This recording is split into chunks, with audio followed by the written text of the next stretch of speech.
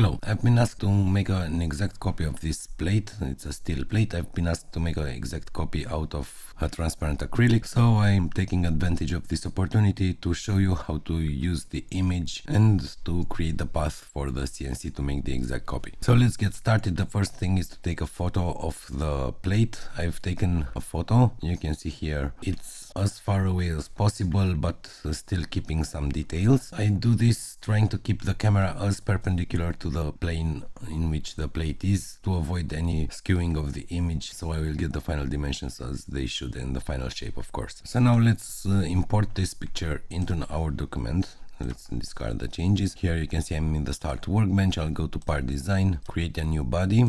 And in this body we are going to create a copy of the plate, and then we are going to mill it on the CNC. So first of all I have to import the image into my document. Since FreeCAD 0.21 there's no such thing as an image workbench, so I'll have to do it using import. So file, import, and I'll just select the image, click on open. If you don't see the images, make sure you change from here, move to image formats. It will automatically select any type of image. I have a JPEG, so I'll click on open, and this is an error. That's because I'm missing an icon for one of the workbenches. It has nothing to do with the usual FreeCAD. So the image, as you can see, it's on the XY plane. For this project it is okay, but if I want to change it, I have to double click it in the tree. And here you can see the settings. I can move it to XZ plane, YZ, I can offset it, move it, rotate it. And now let's do the most important thing, the scaling, because I'll just leave it on the XY plane. I need to make this image, this part of the image, the one with the plate, sorry for the shoes, I need to make it the exact same size as the actual object. So I have measured this edge, it's 21 centimeters, 210 millimeters. So I will double click on the image again, click on the calibrate button, zoom in, click in the corner, zoom out and go to the other corner, click here, and you can see here a dialog where I can enter the actual size. So it's 210 millimeters, and I press enter. Now you can see the image has been scaled accordingly. I can close it now, and in the body I will create a new sketch in the XY plane, of course. And now I can go and just trace the shape of the plate. Let's start by creating some lines. I will just randomly place them, and I will make sure to intersect them on the corners so I can later trim them. It's much easier this way. So I'm using straight lines where possible, and I still have to move this so I can intersect them. Select the line tool again, and here I will use an arc, and I will define it using the endpoints and the rim point. I will select the first endpoint, zoom in and select the other endpoint. Make sure it doesn't add any constraints. And now by moving the mouse I can select the radius. It should do like this. Let's move this line. You can see it has an horizontal constraint which I don't want, so I will select it and press delete. Now I can move the line around, and I will just move this endpoint to make sure they intersect. Do the same here, make sure there's an intersection, and I will do the same after moving this line closer to the edge of the shape. There are a lot of adjustments that I'm going to have to do, but for now I will have to make another arc here. Make sure it's the same tool, selecting the endpoints and the rim point. I will just select a random point here, one here, and then give it a radius. Now I will have to adjust these points, and here, as you can see, I have to move the center to actually rotate the arc to fit the image. And here I cannot make an intersection, it's much more difficult. So what I want to do is to place this point on this line. So I select the point, the line, and select this button, which is constraint point onto object, or press the O key. Now you can see it is constrained on the line, the point is on the line. I will do the same here. So here is the first version of our sketch. I will have to trim these lines. Here is the tool, trim edge. So when I hover a piece of line, you can see the two green circles. This means that that segment is going to be deleted. I will just click it, do the same for all my edges that overlap, and repeat this process all around the image. Here you can see it was another intersection, so it leaves me another segment I delete this part now, and I will delete this constraint, this point on line constraint, because I don't want this one too, and I will select the ends of the two lines and make them coincident. Now the ends are on top of each other. I will do the same here. So now all I have to do is click this a little, move the endpoints, move the lines to match the image as close as possible, and I will keep doing this and moving around the image until I'm satisfied with the final result. Since I'm just copying an image, this doesn't have to be perfect, but making it as close as possible to the initial image is going to result in a much better final piece. I still have to do something in the corners. You can see the piece has a fillet on the corner, but my sketch doesn't have one. I will select this tool, which is create fillet.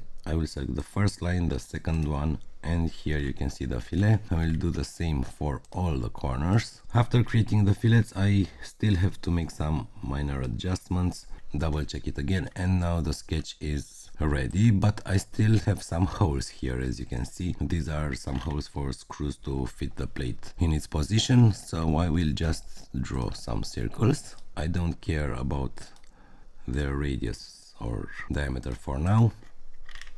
Just make sure they are as centered as possible in the original holes. Now I will select them, hold the Ctrl key down, make sure I select all the holes, and use this tool, the constraint auto radius diameter, and I will give them a diameter of 5.5 millimeters. They are for some M4 screws, but they need a little play, so 5.5 should do it. I press enter, and now you can see all the circles are exactly the same size, 5.5 millimeters. I will slightly adjust them to fit them onto the holes. I will move them using the center point. The entire sketch is ready. I can just close this sketch editor. I will go to the image, placement, position, and I will change the Z to minus 0.01. This way I make sure the image won't be shown over the sketch. I will make a pad of 2 millimeters because I'm going to mill a 2 millimeters thick acrylic. I will hide the image for the moment. You can see I have the final piece here. What we still need to do is to make the path. So I'm going to the path workbench. I select the body, click on create new job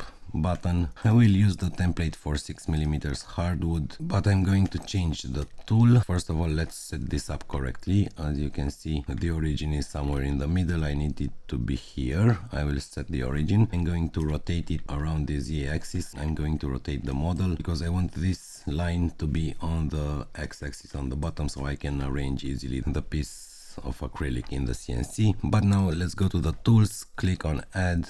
I'm going to use a 4 millimeters end mill with a horizontal and vertical speed of 2000 and a spindle speed of 1200 5000. These are some settings that I found over time to be okay to cut acrylic with this certain type of end mill, to properly cut acrylic to avoid melting the acrylic. So I will just close it, press OK. Now I will hide the body, select the model in the job, and I want to rotate it to the horizontal. For this I will first go to the part design workbench, double click the sketch, and I want to see what angle is here. So I select this line, select the angle constraint, and you can see it's a 36.646 degrees. I select the model, not the body, the model in the job, go to angle, and it's a 36.646, but I'll have to use minus to make it horizontal. The axis is Z-axis already. I can also use positive value at the angle, but I have to change the axis at the Z, write -1 here, it will rotate in the other direction, and you can see the bottom of the plate is now horizontal.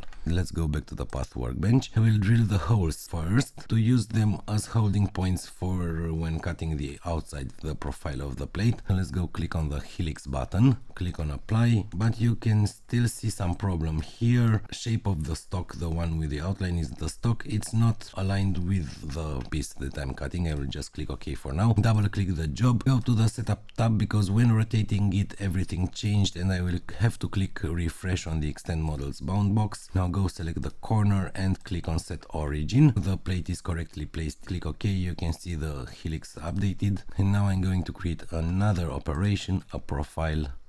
click on apply with the default settings. You can see I have a single pass, I want 2 passes, so I go to the depth tab and adjust the step down from 2, write 1 here, click on OK, click on apply. I now have 2 passes, 1 millimeter for each pass. I now have the 2 operations, but I want to export them as 2 separate files because I will load them in Universal G-Code Sender one by one. Load the holes first, drill them, use screws to hold the piece on the table, then cut the outline. So for that I'm double clicking the job, go to the output tab, I will select a file here, plate, I have to enter an extension, I will use CNC, press enter. Now you see it will write the file to my desktop. The processor is GRBL because that's what my CNC uses, and I'm going to check this box split output and change the order by to operation. I click OK now, and when I select the job and click on the export button, the post process button, you can see I have here plate 0.nc, click on save, click on OK. Now it opens another dialog, plate 1.nc, click on save again, click on this dialog to close it. So now let's go to the CNC and do the actual cutting on the machine.